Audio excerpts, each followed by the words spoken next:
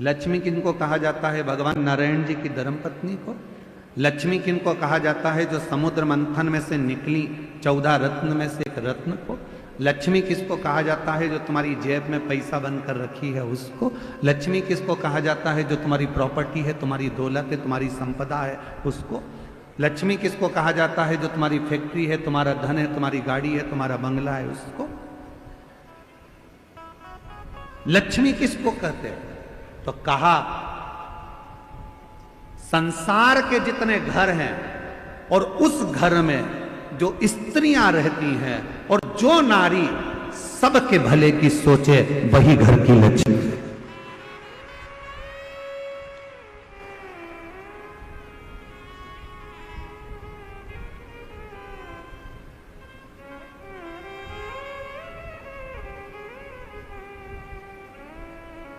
जो नारी सबके भले की सोचे, सबके हित की सोचे, वो लक्ष्मी।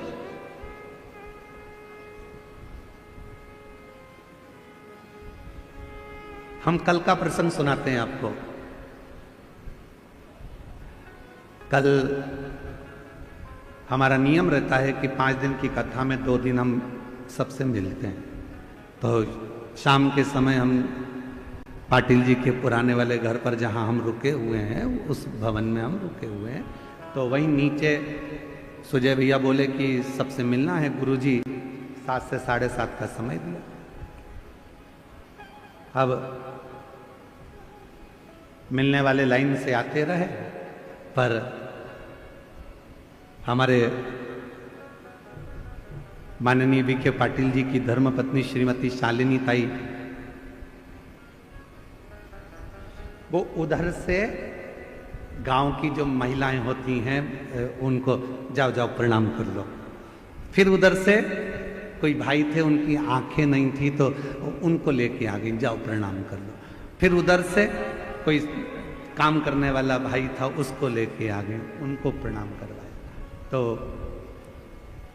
जितने कार्यकर्ता खड़े थे उन्होंने कहा ताई पहले इनको करा देते हैं। तो ताई बोली नहीं नहीं, इनका बाद में करा लेना, पहले ये बेचारे बहुत देर से खड़े हैं, इनके लिए सोचो, इनको कराओ। लक्ष्मी किसको कहते हैं? तुम्हारी जेब में पैसा भरा है उसको लक्ष्मी नहीं कहा जाएगा।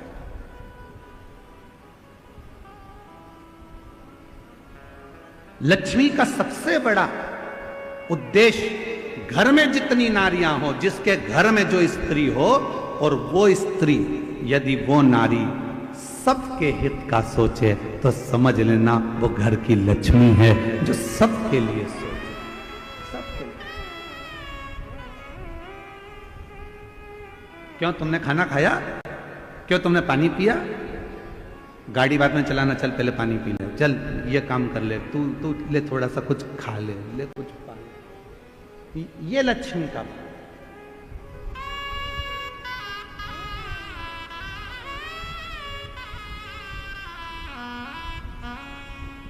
मैं शालिनी ताई जी आपको बहुत बहुत साधुवाद देता हूं।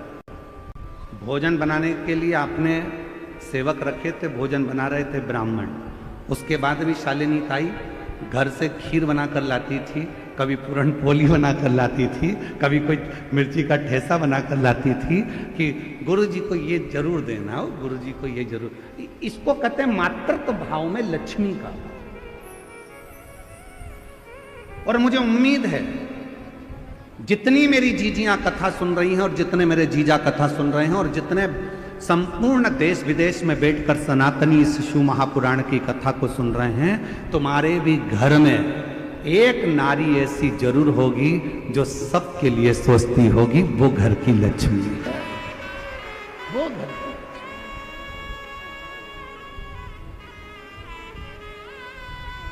सर्वे भवन्तु सुखी, सबके लिए जो सोचे। सबके घर में एक स्त्री एक नारी, वो माँ हो, ताई हो, भाभी हो, काकी हो, बहन हो, बेटी हो, चाहे वो घर की बहू हो, चाहे वो घर की बेटी हो, कोई भी घर में कोई ना कोई एक नारी, घर में कोई ना कोई एक सदस्य ऐसा होता है जो सबके लिए सोचता है। समझ लेना कि तुम्हारे घर में अगर आज संपदा आ रही है, तुम्हारे घर में चार चांद लगा है, तुम्हारे घर में अगर पैसा आ रहा है, तुम्हारे घर में वैभव आ रहा है, तो समझ लेना इसी लक्ष्मी के बल पर आ रहा है, जो किसी ना किसी रूप में सबका सोच है। सर्वे भवन्तु सुखी, सबके हित का।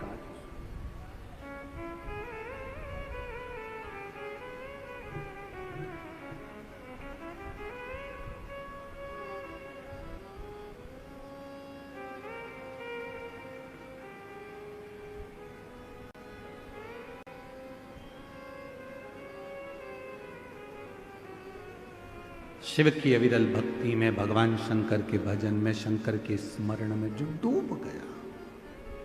नागलक्ष्मी, शेषनाग जी की धर्म पत्नी नागलक्ष्मी, उनके मन में आया कि सब कुछ असुरों ने आक्रमण कर कर ले लिया, घबराना नहीं। नागलक्ष्मी ने देवताओं से कहा कि तुम भी मत घबराओ, नागलक्ष्मी ने नागों से कहा तुम मत घबराओ, नागलक्ष्मी ने अप्सराओं से कहा कि तुम मत घबराओ, नागलक्ष्मी ने गंधर्वों से कह दिया कि मत घबराना, और नागलक्ष्मी ने पृथ्वी पर मनुष्य से कह दिया कि तुम्हें घबराने की जरूरत नहीं है, तुम एक काम करो, शिव की आराधना करो, शंकर की साधना। जो कोई नहीं दे सकता वो शिव दे सकता, जो कोई नहीं कर सकता वो शिव कर सकता।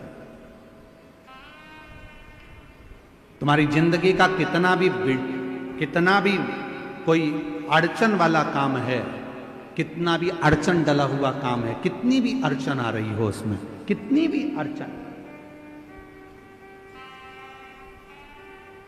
कितना भी अड़चन का काम क्यों ना हो, 5 दिन है तुम्हारे पास में, धनतेरस, रूप चौदस, दीपावली, पड़वा और दूज। क्यों हमारे सनातन धर्म में, क्यों हमारे हिंदू धर्म में दीपावली की इतनी महत्वता होती है? क्यों होती है?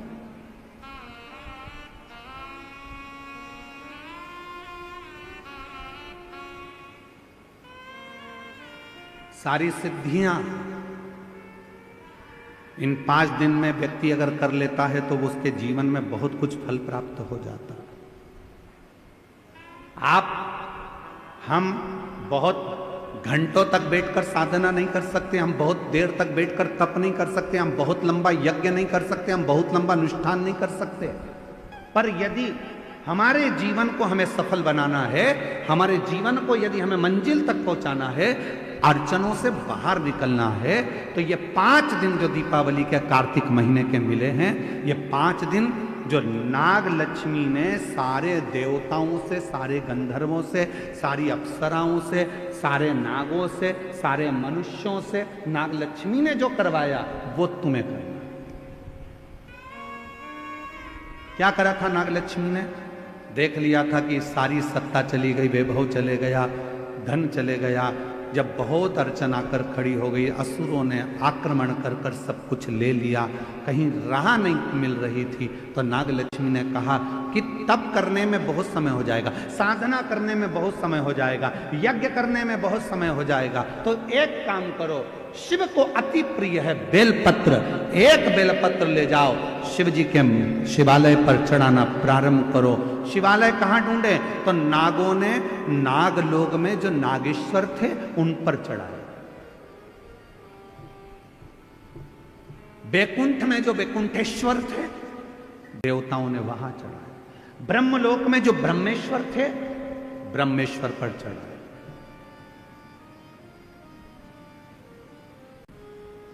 गंधर्व लोक में जो थे गंधर्वों के लिए वहां चढ़ाए। सबने भगवान शिव की आराधना करना प्रारंभ कर, सब। और क्या आराधना करी उन्होंने? उनको नहीं मालूम था कि नागलक्ष्मी ने कहा है 5 दिन बेलपत्र लेकर जाते, शिव जी को जल चढ़ाकर एक बेलपत्र समर्पित करते और प्रणाम कर कर आ जाते। ये 5 दिन आप बड़ा यज्ञ नहीं कर सकते, साधना नहीं कर सकते, तप नहीं कर सकते, आराधना नहीं कर सकते, तो अपने घर के अंदर पूरे घर में भ्रमण कर कर एक बेलपत्री को बीच वाली पत्ती से पकड़कर पूरे घर का भ्रमण कर कर अपने मन की कामना कर कर बाबा देवाधिदेव महादेव को ये 5 दिन रोज एक बेलपत्र चढ़ाना प्रारंभ करो। 5वां दिन हो दूज का, उस दिन एक बेलपत्र जब चढ़ाओ तो उसी बेलपत्र को वापस लेकर आ जाओ और अपने घर में किसी भी जगह पर उसको साल भर रख कर देखिए, जिंदगी की सारी अड़चनें समाप्त होगी, कार्य में सफल। यह नागलक्ष्मी के पूजन का दिन।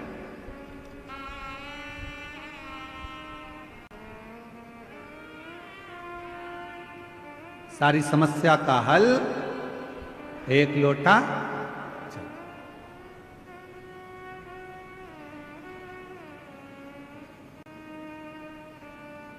महाराज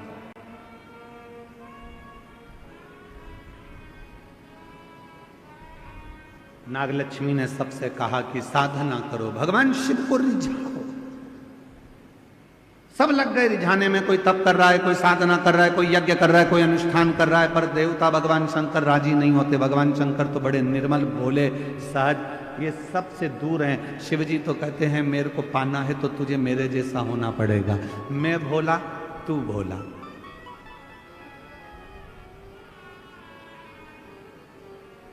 सबसे दूर हो जाओ, सबसे।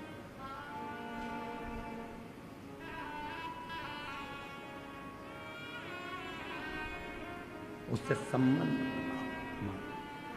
ऐसे दयालु नाथ से रिश्ता बनाइए, ऐसे दयालु नाथ से रिश्ता बनाइए,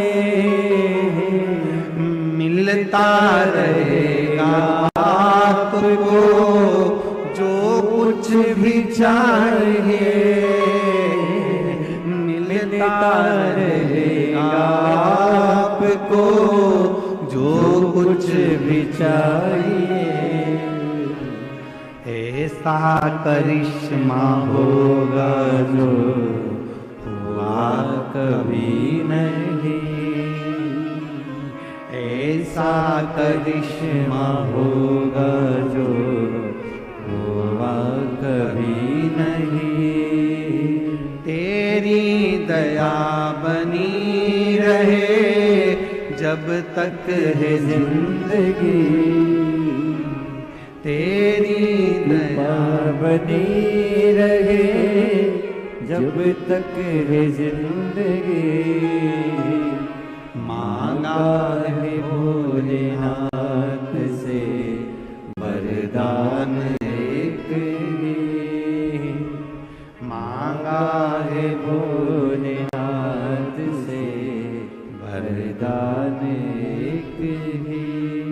तेरी कृपा बनी रहे जब तक है जिंदगी, मांगा है भोलेनाथ से वरदान एक ही, मांगा है भोलेनाथ से वरदान एक ही। जो मांगोगे वो मिलता। इसकी एक लाइन का स्मरण फिर से करिए। ऐसे दयालु नाथ से रिश्ता बनाइए, ऐसे दयालु नाथ से रिश्ता बनाइए, मिलता रहेगा आपको जो कुछ भी चाहिए, मिलता रहेगा आपको जो कुछ भी चाहिए।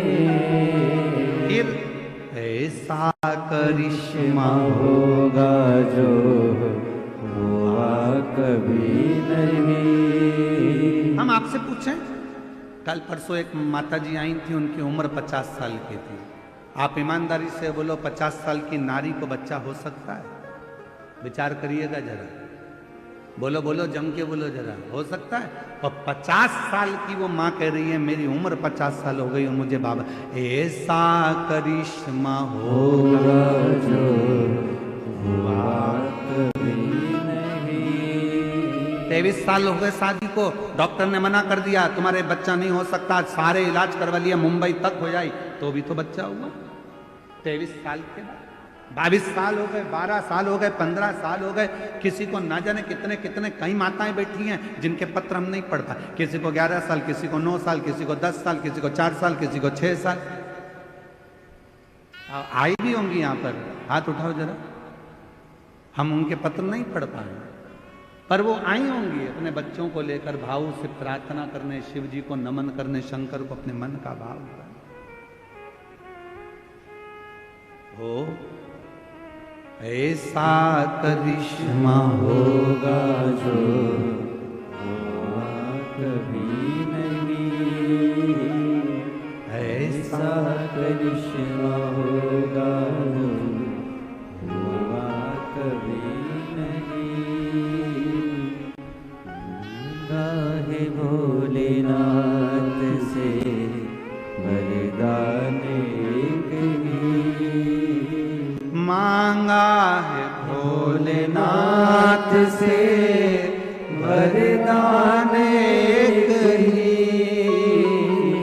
मांगा है, भोलेनाथ से वरदान एक ही।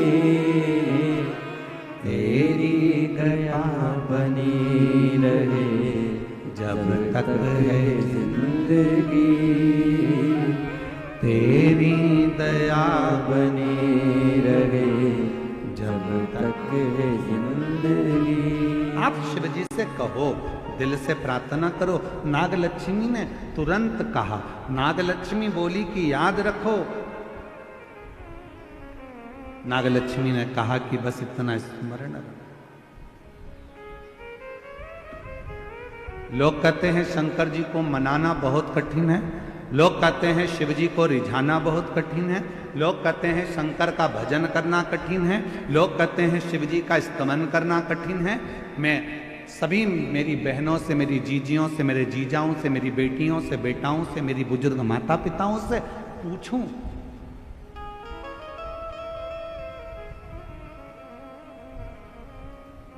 शिव जी को रिझाना कठिन तो नहीं है ना? अरे बोलो तो जम के। बहुत सारा जो तुम्हारे घर में है वो बाबा को दे दो। एक लोटा जल नहीं है तो 3 बार ताली बजा दो, 3 बार। ये भी नहीं दे सकते तो मुख से बम बम, ये भी नहीं कर सकते तो शिखर का दर्शन करो। शिखर का दर्शन भी नहीं कर सकते तो उसके मंदिर के सामने से मुस्कुराकर निकल जाओ, उतने में ही मेरा बाबा झोली भर देता है।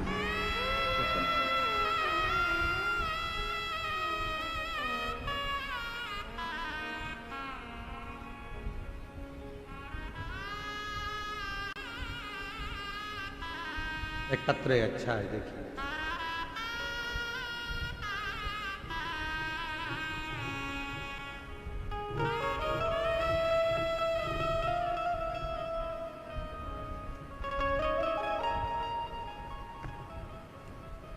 मैं प्रांजलि राजू मालोदे, आयु 16 साल। कहीं बैठे हों तो हाथ हिला सकते। और मेरी बहन है वेदिका राजू मालोदे, आयु 6 साल। हम शिरडी से आए। कहीं बैठे हों तो हाथ हिला सकते हैं, शिरडी से। आप ही हैं?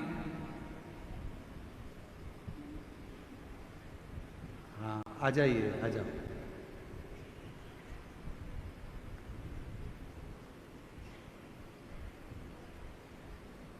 कई सालों से मेरी आंखों की रोशनी नहीं है, मुझे दिखता नहीं। लगभग 3 साल तो हो गए कि मेरी आंखों से दिखना बंद हो गया। मेरी आंखों में रोशनी नहीं। गुरुदेव, एक बार घर के लोगों ने टीवी चलाई तो टीवी चलाने पर जनवरी 2022 में आपके मुख से पहली बार शिव पुराण की कथा सुनी और विश्वास हो गया कि जब इतने सालों से अगर रोशनी नहीं है तो मेरा बाबा अब मेरी आंख में रोशनी देगा, शिव जी मुझे रोशनी देंगे। गुरुदेव, 2022 से शंकर जी पे जल चढ़ाती हूं। डॉक्टर ने तो मना कर दिया था कि बिल्कुल देख नहीं पाओगे, आंखें पूरी चली गई थी, पर 3 सालों से 2022 से शिव जी पर जल चढ़ा रही हूं। शंकर को चढ़ा हुआ जल नेत्रों को ऐसे लगा लेती हूं, आचमन कर लेती हूं, बाबा को विनती करती हूं मेरी आंखें आ जाए। आज बाबा की कृपा से मेरी 75% नेत्र की ज्योति वापिस आ गई। 75% मुझे दिखाई देता है। अब मैं पढ़ना लिखना भी आता है।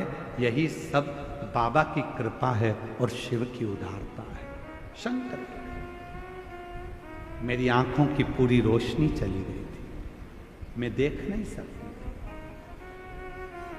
ऐसा करिश्मा होगा जो हुआ कभी नहीं, ऐसा करिश्मा होगा जो हुआ कभी नहीं। मांगा है भोले बाबा से वरदान एक ही। मैं आंखों से देख नहीं सकती थी, पूरी अंधी नेत्र से भी। 2022 से जल चढ़ा रही हूं और 2022 से मैं शिरडी की रहने वाली हूं। 2022 से जल चढ़ा रही हूं। आज मेरी आंखें 75% काम कर रही है। अब मैं पढ़ सकती हूं, देख सकती हूं। एक पत्र और है, अच्छा है।